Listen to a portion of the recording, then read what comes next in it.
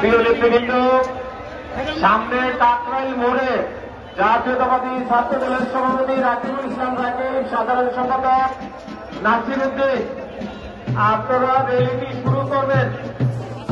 এখানে কবিরাজ কোম্পানি এবং সদর পূর্বাঞ্চলের রকের পাশে